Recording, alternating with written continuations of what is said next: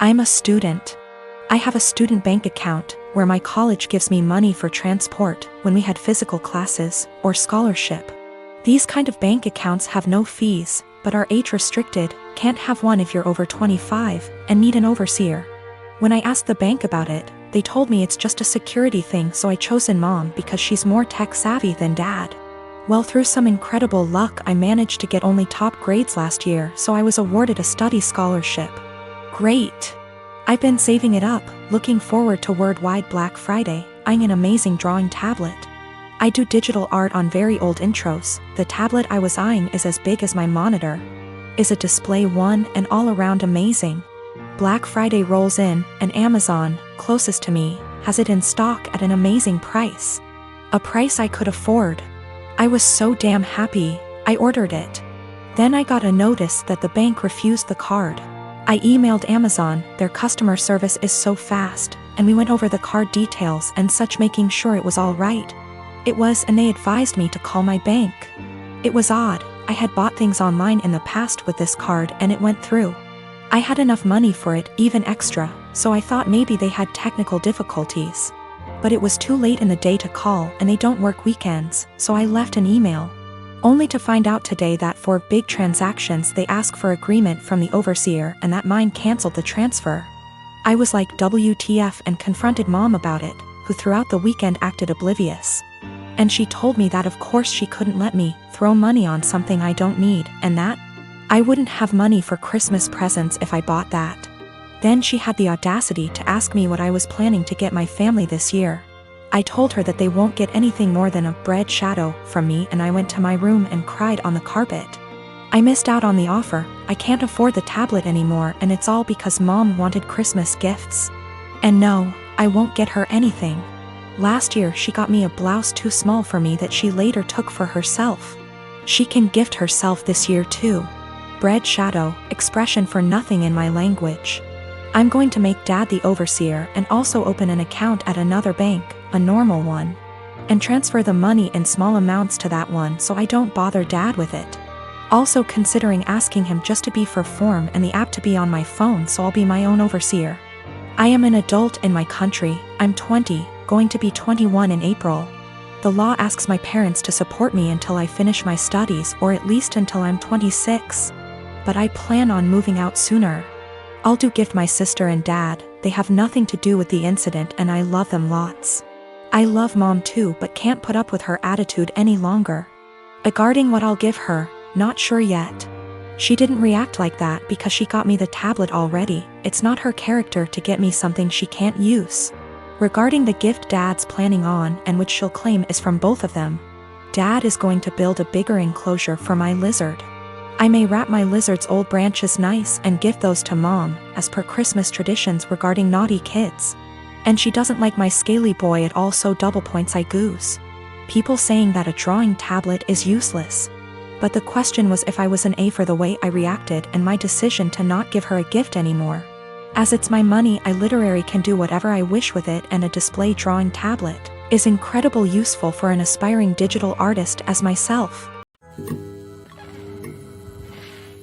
I am a 17-year-old female, and I still live with my mom, my stepdad, and my two half-siblings, 5 and 7 year.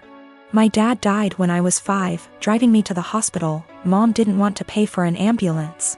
He died in the crash and my leg and spine got busted up in a way that has left me needing a cane pretty much ever since. My stepdad's always been a little distant with me. He likes to make jokes about how I'm an early blooming black widow. I think he gets that from my mom, who blames me for my dad's death. I do too, it is my fault after all, so I don't push back on it.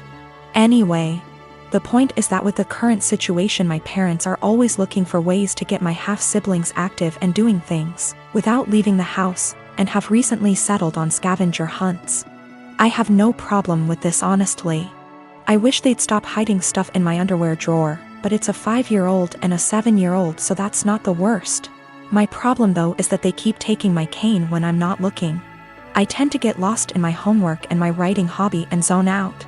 And having it be one of the items that my half-siblings have to find. When I complain to my stepdad, he's a SAHD, so is usually the one running these things. He scolds me for being selfish and points out that my swivel chair has wheels if I need the bathroom and that they always get it to me before I have to go downstairs for dinner. I tried my mom yesterday, and she said that I was being a brat and that if I wanted a father who cared about me I shouldn't have killed my dad. I got really upset at that point and called my grandparents, my mom's parents. Dads are dead too. They showed up at 10 p.m. yesterday, and Grandma screamed at them while Grandpa packed my stuff up and helped me out to their car. My mom's been blowing up my phone and email, calling me all sorts of names and accusing me of turning her family against her and trying to get her in legal trouble, since minors can't move out. And I can't help but think that maybe she's. My husband, Asian, and I, American, welcomed our firstborn 4 weeks ago. The baby is healthy, thank God, but I'm exhausted, haven't fixed my hair, barely able to shower and cannot sleep. My husband's family had been pressuring us to visit to meet the baby. I tried to hold them off as much as I could, but yesterday, I was surprised to find them standing on the porch. Turns out hubby invited them for dinner. I was embarrassed and felt like I wasn't ready for visitors, judgmental ones at that, cause the house was a mess, y'all. Anyways, my husband sat with them while I fed my son. Then later I asked my husband if we should order takeout for dinner. He said no, because his parents would find this rude and unwelcoming. He suggested that I go inside the kitchen and prepare something, anything long as it's homemade.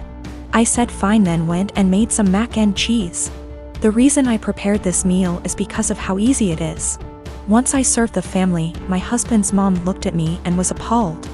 I noticed something was wrong. She asked if I really found it appropriate to serve her and the family mac and cheese. I asked why not, and she went on a rant about how disrespectful this was and that I clearly have no experience in what is right and wrong when it comes to hosting. I said, excuse me?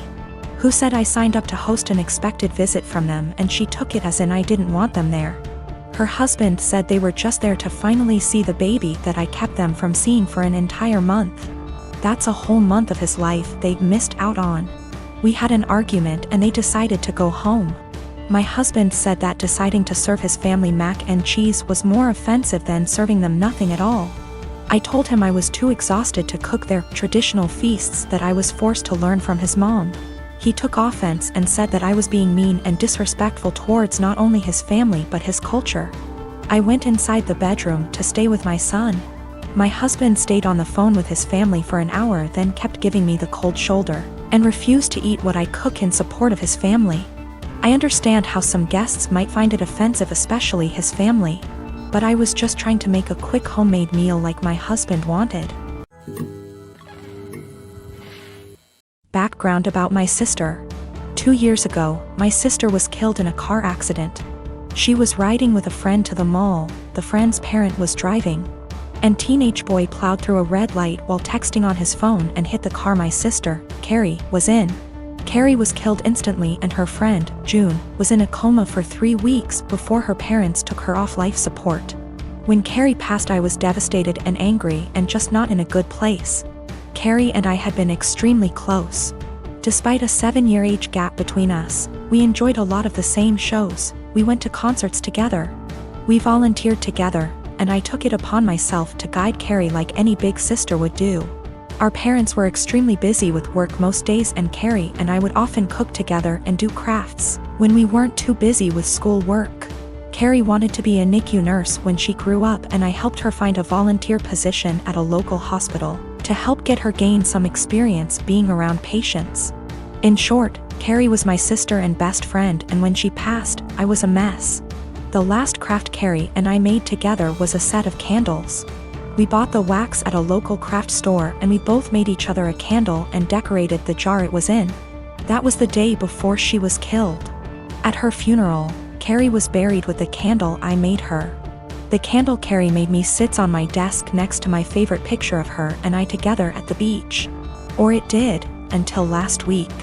Background about my boyfriend. I met my boyfriend about 1.5 years ago, about 6 months after Carrie passed. I wasn't looking for a relationship, I was still grieving my sister's death. But Eugene came along, and it was love at first sight. He was extremely supportive, let me cry on him when I needed to, didn't push me into getting over grieving or anything. He was extremely gentleman about everything and very, very patient. After 6 months of seeing each other pretty regularly, we made it official. Eugene came into my life at a very low point, and he has always been very respectful of sentiments I keep from my sister. Never asking me to take them down, always giving me space when I needed to cry.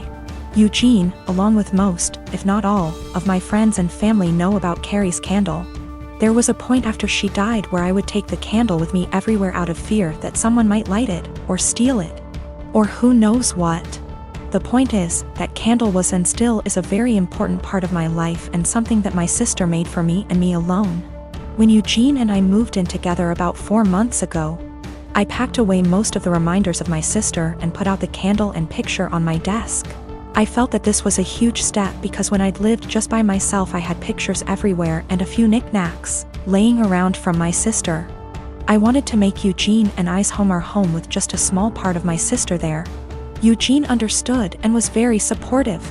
Last week, we had a massive winter storm that knocked out power. We didn't have power for 3+ days. The power was knocked out at Eugene and I's house while I was at work, which did not lose power.